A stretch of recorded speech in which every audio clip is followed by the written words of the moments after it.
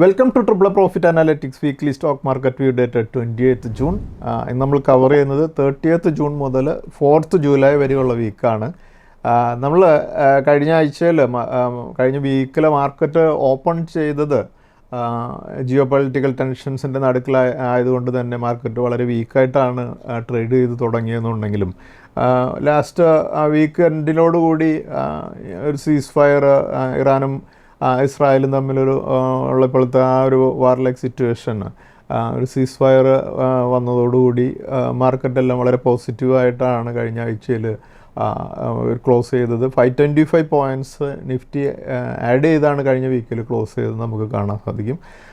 അതിൻ്റെ നമ്മൾ കഴിഞ്ഞ 2-3 വീഡിയോയിലായിട്ട് നമ്മൾ പറഞ്ഞുകൊണ്ടിരുന്നൊരു ബേസിക്കായിട്ടുള്ളൊരു പോയിൻ്റ് എന്ന് പറഞ്ഞാൽ എല്ലാവരും ഈ ഒരു ജിയോ പൊളിറ്റിക്കൽ ടെൻഷൻ വളരെ വലിയ രീതിയിൽ സ്പ്രെഡ് ആകാനുള്ള പോസിബിലിറ്റി വളരെ കുറവാണെന്നും അതുകൊണ്ട് തന്നെ നമ്മൾ ഇൻവെസ്റ്റേഴ്സ് എന്നുള്ള ഇന്ത്യയിലെ ഇൻവെസ്റ്റേഴ്സ് എന്നുള്ള നമുക്ക് ഇത് വലിയ ഇമ്പാക്റ്റ് ഉണ്ടാകില്ല, ക്രൂഡ് ഓയിലിൻ്റെ പ്രൈസിലുണ്ടാകുന്ന ഒരു ഫ്ലക്ച്വേഷൻ അല്ലാതെ നമ്മളെ വലിയ കാര്യമായിട്ട് ബാധിക്കില്ല എന്നുള്ളതും, അതുകൊണ്ട് തന്നെ നമ്മുടെ പോർട്ട്ഫോളിയോസ് എല്ലാം ഇൻടാക്റ്റായിട്ട് കീപ്പ് ചെയ്യുക, ഈ യുദ്ധത്തിനെക്കുറിച്ച് കൂടുതൽ വറീഡാകാതിരിക്കുക എന്നുള്ളൊരു മെസ്സേജ് നമ്മൾ കണ്ടിന്യൂസ് ആയിട്ട് നമ്മൾ വീഡിയോസിലൂടെ നൽകാൻ ശ്രമിച്ചുകൊണ്ടിരുന്നു. പലരും അതിന് ഫോളോ ചെയ്തവരുണ്ട്. പക്ഷേ 1-2 പേര് കഴിഞ്ഞ വീക്കിലും എന്നെ കോണ്ടാക്ട് ചെയ്ത അവർ പറഞ്ഞ ഒരു കാര്യം, അവരുടെ പോർട്ട്ഫോളിയോസ് മുഴുവൻ യുദ്ധം വരും എന്നുള്ള എക്സ്പെക്റ്റേഷനിൽ വിറ്റിരിക്കുകയാണ്. വീണ്ടും ഇപ്പോൾ യുദ്ധം അവസാനിച്ചിരിക്കുകയാണ്, ഇനി എന്താണ് ഞാൻ ചെയ്യേണ്ടതെന്നുള്ളൊരു ചോദ്യം ചോദിക്കുകയുണ്ടായി. അപ്പോൾ പലപ്പോഴും മാർക്കറ്റിൽ ഇനീഷ്യലായിട്ട് വരുന്നവർ ചെയ്യുന്ന ഒരു മിസ്റ്റേക്കാണ് ഇതുപോലെ ഏതെങ്കിലും ഒരു നെഗറ്റീവ് ന്യൂസ് വരുമ്പോൾ ഇനി മാർക്കറ്റ് വളരെ താഴേക്ക് പോകുമോ എന്നുള്ള ഒരു ഭയം വരുന്നൊരു സമയത്ത് നമുക്ക് വളരെ എളുപ്പത്തിൽ ചെയ്യാവുന്ന ഒരു റിയാക്ഷൻ എന്ന് പറയുന്നത് സ്റ്റോക്കുകളെല്ലാം വിറ്റതിന് ശേഷം ഇനി എന്ത് സംഭവിക്കുമെന്നുള്ളതും എന്താണ് അതിൻ്റെ റിസൾട്ട് അത് റിസൾട്ട് വരുന്നത് വരെ വെയിറ്റ് ചെയ്യുക എന്നുള്ളൊരു കാര്യമാണ് അല്ലേ. അപ്പോൾ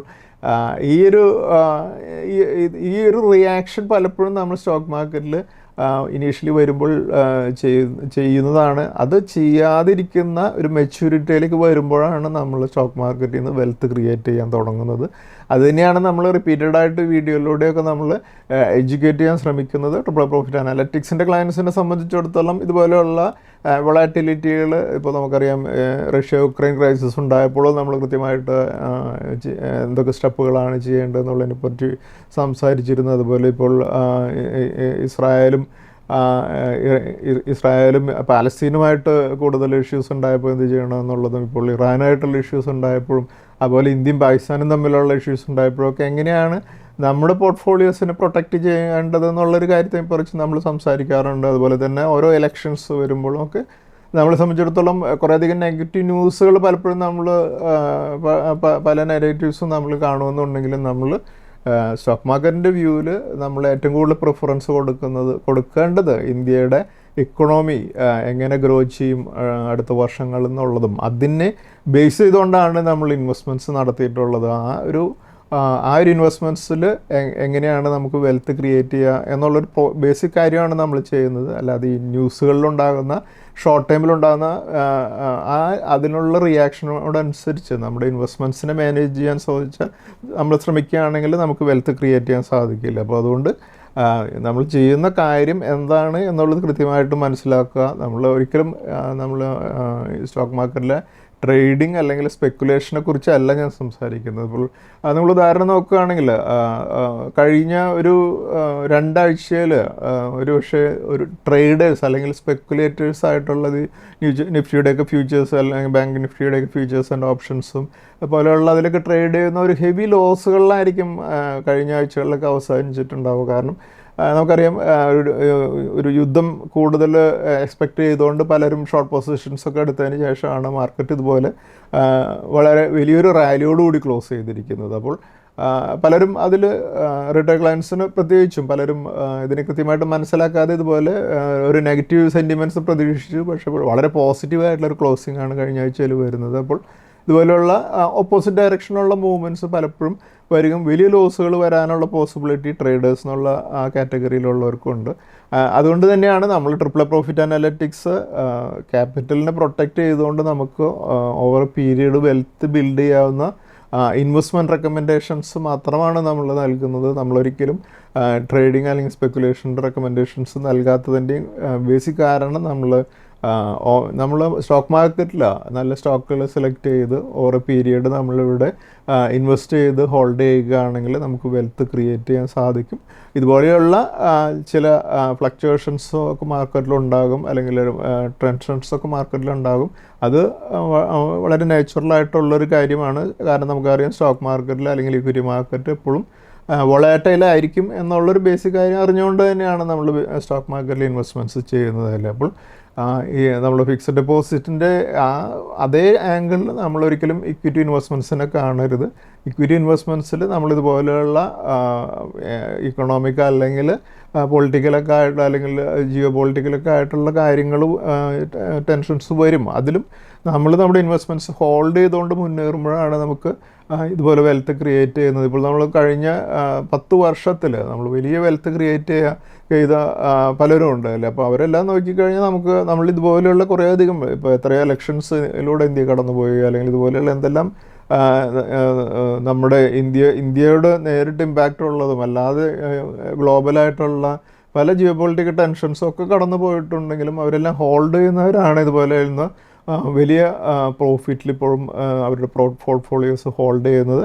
അതുകൊണ്ട് തന്നെ നമ്മളുടെ മാർക്കറ്റിലെ ഇൻവെസ്റ്റേഴ്സ് ഞാനെപ്പോഴും സംസാരിക്കുന്ന ഒരു കാര്യമാണ്, അടുത്തൊരു 20 yearsൽ ഇന്ത്യൻ എക്കണോമി വലിയൊരു ഗ്രോത്തിൻ്റെ പാതയിലാണ്. അതിൻ്റെ ബെനിഫിറ്റ് എടുക്കാനാണ് നമ്മളിവിടെ ഇൻവെസ്റ്റ്മെൻറ്റ്സ് ചെയ്യുന്നത് ബേസിക്കലി. അത് നമ്മൾ ഇപ്പോൾ ചെയ്തിട്ടുള്ള ഇൻവെസ്റ്റ്മെൻറ്റ്സിനെ ഹോൾഡ് ചെയ്ത് പ്രോഫിറ്റിലൊക്കെ വളരെ നല്ല പ്രോഫിറ്റിലാകുമ്പോൾ നമ്മൾ പ്രോഫിറ്റ് ബുക്ക് ചെയ്യുക എന്നുള്ള ലക്ഷ്യം. അതിനുശേഷം നമ്മുടെ ആ വെൽത്ത് ഓവർ പീരീഡ് വലിയ എമൗണ്ടിലേക്ക് ഇൻക്രീസ് ചെയ്ത് കൊണ്ടുവരിക എന്നുള്ളതാണ് നമ്മുടെ ലക്ഷ്യം. ആ ലക്ഷ്യം എപ്പോഴും മറക്കാതെ നമ്മൾ ഇതുപോലെയുള്ള ഷോർട്ട് ടേം ഫ്ലക്ച്വേഷൻസിനെ ഇഗ്നോർ ചെയ്തുകൊണ്ട് നമ്മുടെ പോർട്ട്ഫോളിയോസ് ഹോൾഡ് ചെയ്യുക.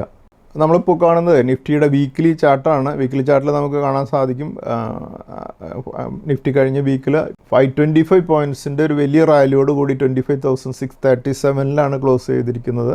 നമുക്ക് കാണാം നിഫ്റ്റിയുടെ വീക്ക്ലി ചാർട്ടിൽ ലൈഫ് ടൈം ഹൈ ആയിരുന്ന 26,277 വളരെ അടുത്തേക്ക് മൂവ് ചെയ്തുകൊണ്ടിരിക്കുകയാണ് നിഫ്റ്റി എന്നുള്ളത്. ഞാൻ എക്സ്പെക്റ്റ് ചെയ്യുന്നത് ഈ ലൈഫ് ടൈം ഹൈക്ക് മുകളിൽ ഇതുപോലെ ഇപ്പോൾ നമുക്കറിയാം എല്ലാ ടെൻഷൻസും വളരെ നല്ല രീതിയിൽ ജിയോ പൊളിറ്റിക്കൽ ടെൻഷൻസ് എല്ലാം മാറി. അതുപോലെ തന്നെ നമുക്ക് നോക്കിയാൽ കാണാൻ സാധിക്കും ഇന്ത്യയുടെ ബേസിക്കായിട്ടുള്ള കാര്യങ്ങൾ നോക്കിക്കഴിഞ്ഞാൽ നമുക്ക് കാണാൻ സാധിക്കും വളരെ ലോ ഇൻട്രസ്റ്റ് റേറ്റിലേക്ക് വന്നിരിക്കുകയാണ്. അതുപോലെ നമുക്ക് ഇൻഫ്ലേഷൻ വളരെ താഴ്ന്നു വന്നിട്ടുണ്ട്. അതുപോലെ തന്നെ ഒരു സ്റ്റേബിളായിട്ടുള്ള ഒരു ഇക്കണോമിക് ഗ്രോത്തും നമുക്ക് അച്ചീവ് ചെയ്യാൻ സാധിച്ചിട്ടുണ്ടല്ലോ. അപ്പോൾ അതെല്ലാം സ്റ്റോക്ക് മാർക്കറ്റിന് വളരെ നല്ല രീതിയിൽ പെർഫോം ചെയ്യാനുള്ള ഒരു അടിത്തറയാണ് ഇപ്പോൾ നമുക്ക് നൽകുന്നത്. അതുകൊണ്ട് തന്നെ വരും ദിവസങ്ങളിൽ നമ്മുടെ മാർക്കറ്റ് പുതിയ ലൈഫ് ടൈം ഹൈ എല്ലാം ബ്രേക്ക് ചെയ്തുകൊണ്ട് മുകളിലേക്ക് പോകാനുള്ളൊരു സാഹചര്യമാണ് ഞാൻ കാണുന്നത്.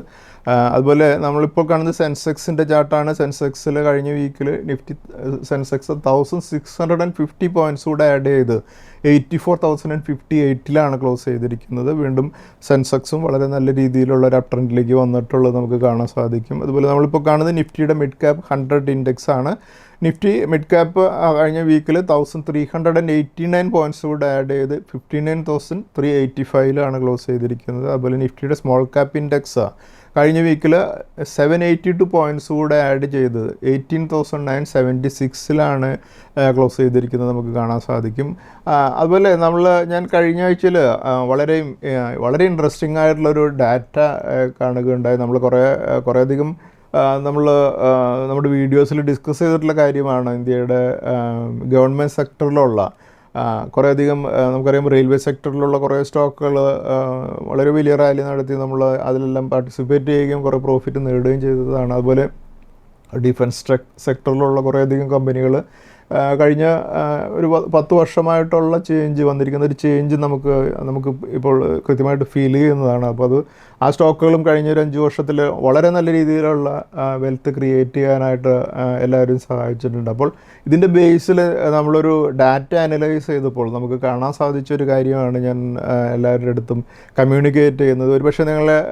ഒരുപക്ഷെ ഇതൊരു സ്റ്റണ്ണിങ് ആയിട്ടുള്ളൊരു ഇൻഫോർമേഷൻ ആയിരിക്കും. കാരണം നമുക്ക് 2020 മാർച്ചിൽ ഇന്ത്യയിൽ ലിസ്റ്റഡ് ആയിട്ടുള്ള പബ്ലിക് സെക്ടർ അണ്ടർടേക്കിങ്സിൻ്റെ മാർക്കറ്റ് ക്യാപ്പ് 12 lakh crores ആയിരുന്നു എന്നുള്ളത് നമുക്ക് ഈ ചാർട്ടിൽ നിന്ന് കാണാൻ സാധിക്കും. അത് ജൂൺ 2025 വരുമ്പോൾ നമുക്ക് കാണാം അത് 69 lakh crore വന്നിരിക്കുന്നു. അതായത് 475% ആണ് കഴിഞ്ഞ 5 വർഷം കൊണ്ട് ഈ പബ്ലിക് സെക്ടർ അണ്ടർടേക്കിങ്സിൻ്റെ മാർക്കറ്റ് ക്യാപ്പ് ഉയർന്ന് 57 lakh crores ആണ് ഇൻക്രീസ് ചെയ്തിരിക്കുന്നത് നമുക്ക് കാണാൻ സാധിക്കുമല്ലോ. അപ്പോൾ ഇതൊരു ഹ്യൂജ് പെർഫോമൻസ് ആണ്. അതായത് കഴിഞ്ഞ 5 വർഷത്തിൽ പബ്ലിക് സെക്ടർ അണ്ടർടേക്കിങ്സിൻ്റെ ആ മാർക്കറ്റ് ക്യാപ്പിൽ 475% ഇൻക്രീസ് വരിക എന്ന് പറഞ്ഞാൽ ഗവൺമെൻറ്റിനെ സംബന്ധിച്ചിടത്തോളം വലിയ ഒരു റിച്ച് വാല്യുവേഷനിലേക്കാണ് ഗവൺമെൻറ്റിൻ്റെ പബ്ലിക് സെക്ടർ അണ്ടർടേക്കിങ്സ് വന്നിട്ടുള്ളത്. അത് പലപ്പോഴും നമുക്കറിയാം. ഇപ്പോൾ നമ്മൾ പബ്ലിക് സെക്ടർ അണ്ടർടേക്കിങ്സിന് കൂടുതൽ നമ്മുടെ ഡിഫൻസ് സെക്ടറിലേക്കുള്ള ഓർഡേഴ്സ്, അത് പലതും പുറത്തേക്ക് കൊടുത്തുകൊണ്ടിരുന്ന ഓർഡേഴ്സ് ഇന്ത്യൻ കമ്പനികളിലേക്ക് നൽകാൻ തുടങ്ങിയതിൻ്റെയൊക്കെ വലിയ ചേഞ്ചസ് ആണ് നമ്മളിത് കാണുന്നത്. ഇത് ഒരുപക്ഷെ നമ്മൾ പ്രതീക്ഷിക്കുന്നതിലൊക്കെ വളരെ വ്യത്യസ്തമായിട്ട് ഇതൊരു തുടക്കമായിരിക്കാം. കാരണം നമുക്കറിയാം കഴിഞ്ഞ ദിവസങ്ങളിലൊക്കെ നമ്മുടെ ഡിഫൻസ് എക്യുപ്മെൻസിൻ്റെയൊക്കെ ക്വാളിറ്റി നമ്മൾ കാണുകയുണ്ടായല്ലോ. അപ്പോൾ അതിലൊക്കെ ഇൻ്റർനാഷണൽ ഓർഡേഴ്സ് കൂടെ നമുക്ക് ഈ കമ്പനികൾക്ക് ലഭിക്കാൻ തുടങ്ങുകയാണെങ്കിൽ ഈ കമ്പനികളുടെയൊക്കെ സ്റ്റോക്ക് പ്രൈസുകളൊക്കെ വളരെ നല്ല രീതിയിൽ പെർഫോം ചെയ്യും.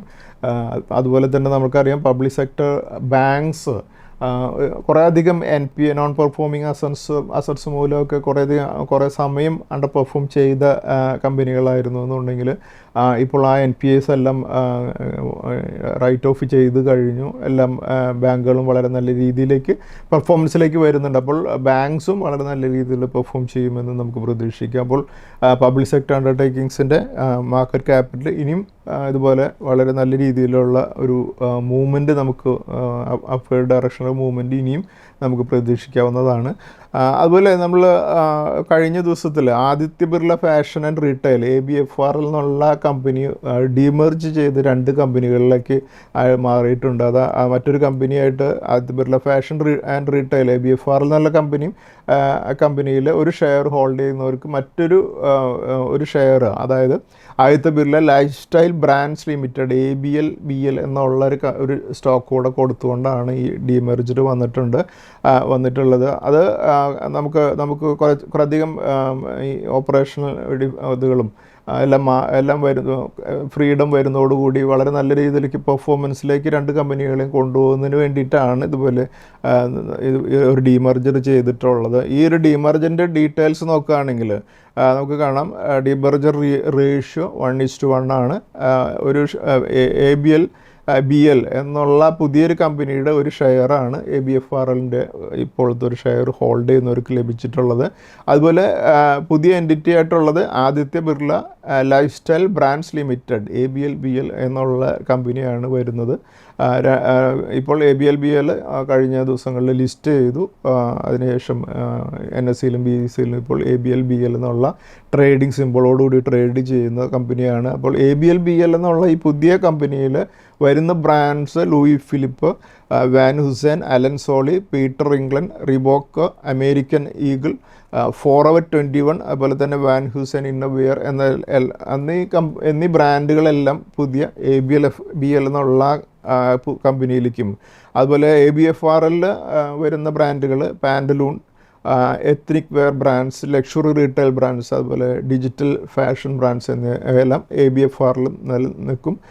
അപ്പോൾ ഇതുകൊണ്ട് 2 കമ്പനികളും വരും ദിവസങ്ങളിൽ വാല്യൂ അൺലോക്കിങ്ങിലൂടെ വളരെ നല്ല ഒരു വാല്യുവേഷനിലേക്ക് പോകുമെന്നാണ് കമ്പനി പ്രതീക്ഷിക്കുന്നത്. അതുപോലെ തന്നെ ABFRL 2500 crores അതിനുശേഷം മാർക്കറ്റിൽ നിന്ന് റേസ് ചെയ്യാനും പ്ലാൻ ചെയ്യുന്നുണ്ട്. അപ്പോൾ നമ്മൾ കഴിഞ്ഞ ദിവസത്തിൽ ഇപ്പോൾ ഫ്രൈഡേയിൽ ക്ലോസിംഗ് നോക്കുകയാണെങ്കിൽ ABFRL ക്ലോസ് ചെയ്തിരിക്കുന്നത് 74.70 ക്ലോസ് ചെയ്തിരിക്കുന്നത്. അതേസമയം പുതിയ കമ്പനിയായിട്ടുള്ള ABLBL ഫ്രൈഡേയിൽ ഒരു 5% ഉയർന്ന് 160.20 ക്ലോസ് ചെയ്തിരിക്കുന്നത്. അപ്പോൾ ഈ രണ്ട് കമ്പനികളും വളരെ നല്ല രീതിയിൽ വളരെ നല്ല ബ്രാൻഡ്സ് ഓൺ ചെയ്യുന്ന കമ്പനികളായതുകൊണ്ട് നല്ല രീതിയിൽ പെർഫോം ചെയ്യാനുള്ള ഒരു പോസിബിലിറ്റി ഉള്ള രണ്ട് കമ്പനികൾ തന്നെയാണ്. അതുകൊണ്ട് നമുക്ക് ഈ രണ്ട് കമ്പനികളെ നമ്മുടെ വാച്ച് ലിസ്റ്റ് നമുക്ക് കീപ്പ് ചെയ്യാം. അതുപോലെ നമ്മൾ കഴിഞ്ഞ ഒരു ഹിൻഡൽബർഗിൻ്റെ ഒരു ഇഷ്യൂ നടന്ന സമയത്ത് അദാനി ടോട്ടൽ ഗ്യാസ് എന്നുള്ളൊരു കമ്പനി 4,000 റേഞ്ചിലാണ് ട്രേഡ് ചെയ്തുകൊണ്ടിരുന്നത് അല്ലേ. അപ്പോൾ അതിനുശേഷം അവിടെ നിന്നും ഈ സ്റ്റോക്ക് വലിയൊരു ക്രാഷിലൂടെ കടന്നു പോയിരിക്കുന്നത് നമ്മളുടെ ഇപ്പോൾ ഈ കാണുന്ന ചാർട്ടിൽ നമുക്ക് കാണാൻ സാധിക്കും. എന്തായാലും കഴിഞ്ഞ ദിവസങ്ങളിൽ നമ്മൾ ഈ സ്റ്റോക്കിനെ കുറിച്ച് ഡിസ്കസ് ചെയ്യുന്നത് എന്തുകൊണ്ടാണെന്ന് വെച്ചാൽ കഴിഞ്ഞ ദിവസത്തിൽ ഈ സ്റ്റോക്കിൽ ഒരു ബൈയുടെ ഒരു ട്രെൻഡ് വന്നതുകൊണ്ടും ഒരു ടെക്നിക്കലി ഒരു അപ്വേർഡ് മൂവ്മെൻറ്റിനുള്ള ഒരു ടെക്നിക്കൽ ഒരു ബ്രേക്ക് വന്നതുകൊണ്ടാണ് ഞാൻ ഈ സ്റ്റോക്കിനെ കുറിച്ച് സംസാരിക്കുന്നത്. കഴിഞ്ഞ ഫ്രൈഡേയിൽ സ്റ്റോക്ക് ക്ലോസ് ചെയ്തിരിക്കുന്നത് 682 5.72% ഉയർന്നാണ് ക്ലോസ് ചെയ്തിരിക്കുന്നത്. അതുകൊണ്ട് അദാനി ടോട്ടൽ ഗ്യാസ് നമുക്ക് വരും ദിവസങ്ങളിൽ നമ്മുടെ വാച്ച് ലിസ്റ്റിൽ കീപ്പ് ചെയ്യാം.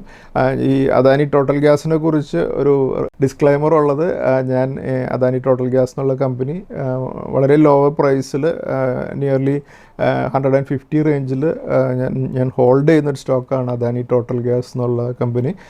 അതുപോലെ നമ്മളെല്ലാ വീഡിയോയിലും ഒരു 20%ഓളൊക്കെ മുകളിലേക്ക് ഇനിയും മൂവ് ചെയ്യാവുന്ന ഹൈ വാല്യൂഡ് ആയിട്ടുള്ള സ്റ്റോക്കുകളെ കുറിച്ച് സംസാരിക്കാറുണ്ടല്ലോ. അപ്പോൾ അതിൽ ഇന്ന് നമ്മൾ സംസാരിക്കുന്ന ആദ്യത്തെ സ്റ്റോക്കാണ് നാരായണ ഹൃദയാലയ എന്നുള്ള സ്റ്റോക്ക്. ഈ സ്റ്റോക്ക് ഹെൽത്ത് കെയർ ഫെസിലിറ്റീസ് എന്നുള്ള ഇൻഡസ്ട്രി എന്നുള്ള സ്റ്റോക്കാണ്.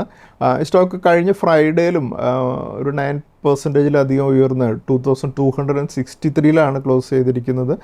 വളരെ നല്ല രീതിയിൽ സ്റ്റോക്ക് അപ് ട്രെൻഡിലാണ് ഇപ്പോഴും കണ്ടിന്യൂ ചെയ്ത് പോയിക്കൊണ്ടിരിക്കുന്നത്. നാരായണ ഹൃദയാലയ NH എന്നുള്ള ട്രേഡിംഗ് സിമ്പിളുള്ള സ്റ്റോക്ക് വരും ദിവസങ്ങളിലും നല്ല രീതിയിൽ പെർഫോം ചെയ്യുമെന്ന് തന്നെയാണ് ഞാൻ എക്സ്പെക്റ്റ് ചെയ്യുന്നത്.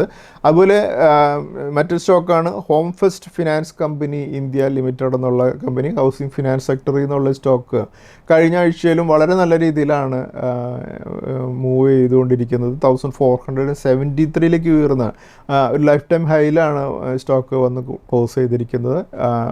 അതുകൊണ്ട് തന്നെ നമ്മുടെ ഹോം ഫസ്റ്റ് ഫിനാൻസും നമുക്ക് വരും ദിവസങ്ങളിൽ ഒരു അപ് ട്രെൻഡ് കണ്ടിന്യൂ ചെയ്യുമെന്ന് എക്സ്പെക്റ്റ് ചെയ്യാവുന്നൊരു സ്റ്റോക്കാണ്. അതുപോലെ കിർലോസ്കർ ബ്രദേഴ്സ് എന്നുള്ള സ്റ്റോക്ക് നമുക്കറിയാം കഴിഞ്ഞ ഫ്രൈഡേയിൽ മോർ ദാൻ 9% ഉയർന്ന് 2327 ക്ലോസ് ചെയ്തിരിക്കുന്നത്.